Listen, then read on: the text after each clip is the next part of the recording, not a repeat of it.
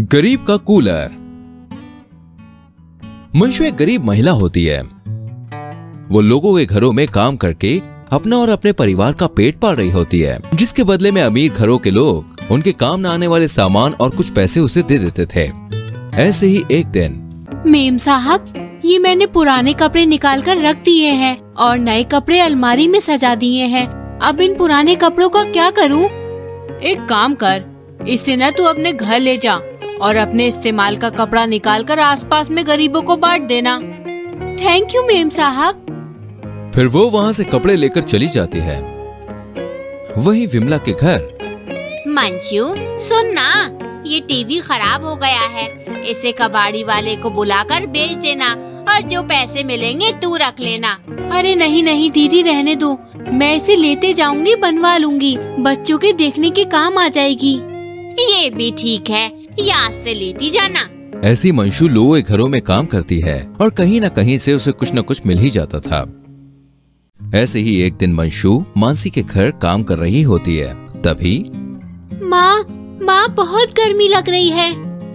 Manshu, cooler लगा दे, नंदिनी को गर्मी लग रही है।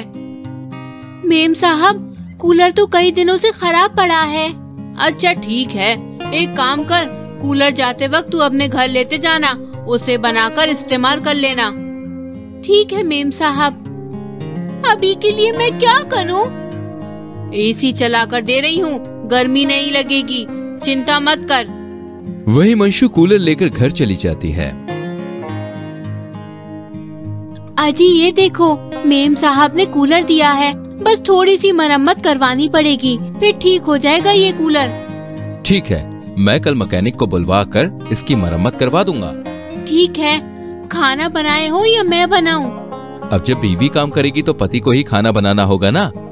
हाथ मुंह धो लो, मैं खाना लगाता हूँ। फिर दोनों साथ बैठकर खाना खाते हैं कि तभी उनके यहाँ एक साधु महाराज आते हैं। भिक्षाम देहि। आप कौन है महाराज?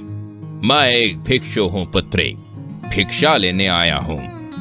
महाराज माफ करना, खाना तो नहीं है, बस अभी अभी खाना खत्म हुआ है। नहीं नहीं पुत्री, मुझे अन्न की भिक्षा नहीं चाहिए, मैं तो दूसरे प्रकार की भिक्षा लेने आया हूँ। साधु महाराज की बात सुनकर देवीदास कुछ गलत समझ लेता है। अरे ओ बुड्ढे, क्या बकवास कर रहा है?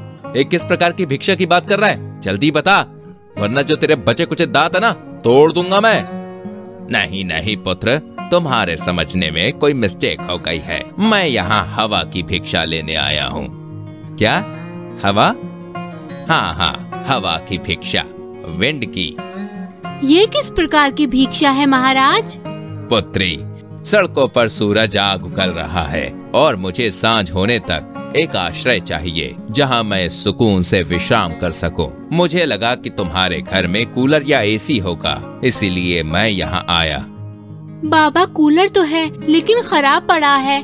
कोई बात नहीं पुत्री, मैं दूसरी जगह चला जाता हूँ। अरे महाराज, कहीं और जाओगे तो कोई इस समय घर में आश्रय नहीं देगा और अभी गर्मी का समय है, आप अभी यहीं विश्राम कर लो, हम पंखी चला देंगे। फिर साधु महाराज वहाँ विश्राम करने के लिए रुक जाते हैं। फिर शाम के समय जब वो जाने लगते हैं, तुम्हारा बहुत बहुत धन्यवाद, शुक्रिया बच्चों, तुम बहुत ही जल्दी अमीर बनोगे। इस तरह वो आशीर्वाद देकर भिक्षु वहाँ से चले जाते हैं। अमीरी का तो पता नहीं, पहले ये कूलर बनवाने के लिए पैसे जमा करके कूलर बनवा लेते हैं। अजी, मैकेनिक को कब बुला रहे हो आप? एक काम करता हूँ, मैं पहले इसे ठीक करके देखता हूँ, चला तो ठीक, वरना मैकेनिक को बुलवा लेंगे। फिर देवीदास उस कूलर की मरम्मत करवाता है और जैसे ही कूलर चालू करता है, उसमें से पैसों की बारिश होने लगती है। अरे मुझे तो यकीन ही नहीं हो रहा, इतने सारे पैसे, हम इतनी जल्दी अमीर बन जाएंगे, कभी नहीं सोचा था। साधु महाराज ने सही कहा था कि हम अमीर बनने वाले हैं। ये कूलर तो जादू ही निकला। अरे जादू ही निकला नहीं, साधु महाराज ने हमारी सेवा से प्रसन्न होकर इसे जादू ही बना दिया। इसके बाद दोनों पति पत्नी कूलर से निकले हुए पैसों से अमीर बन जाते हैं और एक बड़ा सा घर और गाड़ी ले लेते हैं। वो साधुओं के रहने के लिए एक आश्रम बनवाते हैं जहाँ साधुओं को हर एक सुविधा मिल सके और खुशी से अपना खुद का काम करके वो अपना जीवन हंसी खुशी काटते हैं। आपने कभी किसी चीज को बात करते हुए सुना है? अगर नहीं सुना है और सुनना चाहते हैं तो कमेंट करके हमें बताइए। वीडियो को लाइक और शेयर करना ना भूलें और ऐसे ही जादुई कहानियाँ देखते रहने के लिए हमारे चैनल को सब्सक्राइब जरूर करें और बेल बजाएं। टन टना टन टन।